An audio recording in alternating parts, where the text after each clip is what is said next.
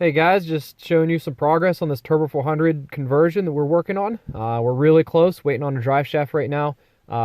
Did get some of the wiring done today.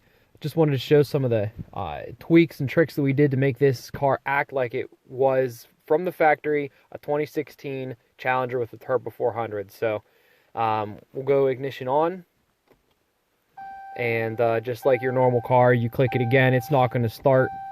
Goes back to off instead of staying in the run position.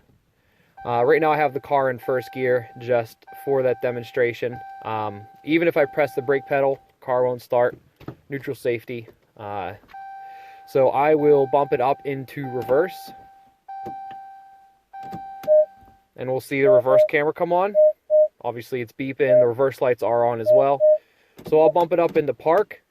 So now what we did with this to make it act like it was a factory Turbo 400 car, you can't just press the start button with it in park.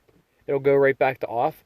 You actually have to press the brake pedal and be in park, and it'll crank over. So we don't have the fuel pump relay in, just no fluid in the transmission yet because we don't have a drive shaft. But just wanted to show you guys that it does crank just like a factory 8-speed car would, or if this car were to come with a 400, just as it would. So loving the new shift boot. This is a factory 6-speed shift boot modified to work with a shifter.